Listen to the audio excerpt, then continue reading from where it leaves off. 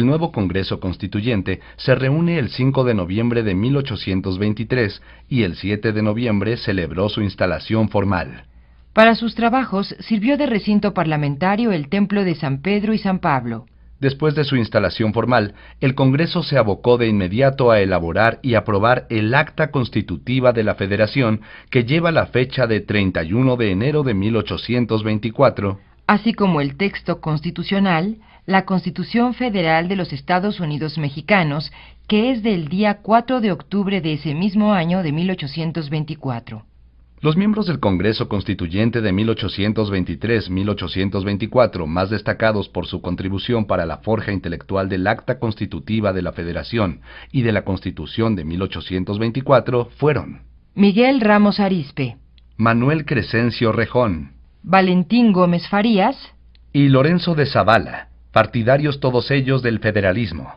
Por el establecimiento de un sistema centralista abogaron Fray Servando Teresa de Mier y José María Becerra, entre otros. La Constitución de 1824 está influenciada por la Constitución de los Estados Unidos de América y contiene no pocos elementos tomados de la Constitución de Cádiz. Pero lo que le da su carácter propio es el enfoque particular que las instituciones alcanzan como compromiso logrado entre las fuerzas políticas en el momento. Si bien se acepta el federalismo, se impone la religión católica y los fueros militar y eclesiástico. Se tomó como guía para la estructura del Estado un estudio del sistema federal norteamericano adaptado a las circunstancias mexicanas, elaborado por el jalisciense Prisciliano Sánchez. El Pacto Federal de Anáhuac. El federalismo era una realidad exigida por las provincias y la adopción del centralismo hubiera provocado la disolución de la República. Quedan creados los estados de la Federación y los órganos federales. Legislativo, compuesto de una Cámara de Diputados como representantes de la nación y la de senadores como representantes de los estados. Ejecutivo. Y judicial. Se deposita el supremo poder ejecutivo de la Federación en un solo individuo, que se denominará Presidente de los Estados Unidos Mexicanos. Habrá también un vicepresidente en quien recaerán, en caso de imposibilidad física o moral del presidente, todas las facultades y prerrogativas de éste. Durarán en su cargo 4 años. Son ambos electos por las legislaturas estatales. El que reuniere la mayoría absoluta de los votos de las legislaturas será el presidente, y el que le sigue, vicepresidente. Esta disposición resultó fatal. El presidente siempre tuvo como enemigo al vicepresidente. Nicolás Bravo, vicepresidente, se sublevó en Tulancingo contra el presidente Guadalupe Victoria. El vicepresidente Anastasio Bustamante derrocó y ordenó el asesinato del presidente Vicente Guerrero.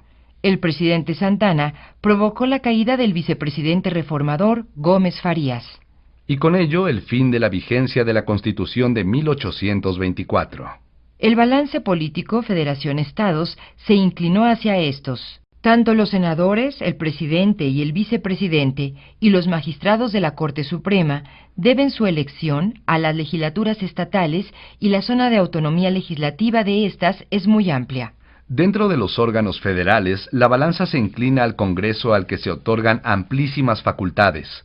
Además, se establece un Consejo de Gobierno que se forma por un número igual de diputados y senadores y que actúa durante los recesos del Congreso. Está presidido por el vicepresidente, lo que acrecienta el poder de éste sobre el titular. El Poder Judicial Federal reside en una Suprema Corte de Justicia, en los tribunales de circuito y en los juzgados de distrito. El gobierno de cada estado ejercitará los 3 poderes en la esfera local. Se deja amplio margen a las constituciones locales para su integración. Aunque la Constitución no contiene una relación específica de los derechos humanos, estos se encuentran un poco desperdigados en su texto al estilo de la Constitución de Cádiz, la mayor parte en la sección 7ª del título 5. Reglas generales a que se sujetará en todos los estados y territorios de la Federación la administración de justicia.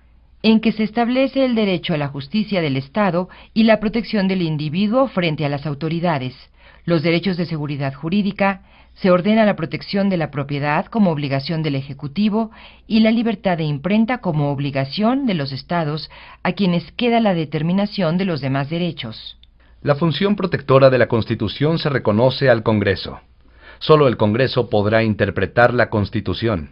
Además, se faculta a la Suprema Corte para conocer de las infracciones de la Constitución y leyes generales según se prevenga por la ley. La Constitución de 1824 no fue suficiente para contener el desbordamiento de las pasiones políticas y la falta de una conciencia del régimen de derecho en la clase política. El primer presidente de México, Guadalupe Victoria, pudo terminar el periodo de su cargo, pero el resultado de las elecciones para el siguiente periodo presidencial fue desconocido. El presidente Guerrero fue impuesto por la fuerza y destituido en la misma forma. El autor de la caída y muerte de Guerrero, Anastasio Bustamante, fue desconocido también por un golpe militar, y el gobierno resultante finaliza por desconocer la Constitución. La Constitución Federal de 1824 concluyó su vigencia el día 23 de octubre del año de 1835, siendo sustituida por una Constitución centralista en 1836, conocida como las 7 leyes. De la Constitución de 1824 hemos conservado la República Democrática, representativa, el legislativo bicameral, el sistema presidencial, la estructura del Poder Judicial, el Consejo de Gobierno o Comisión Permanente, la idea de defensa constitucional y el nombre de nuestra patria.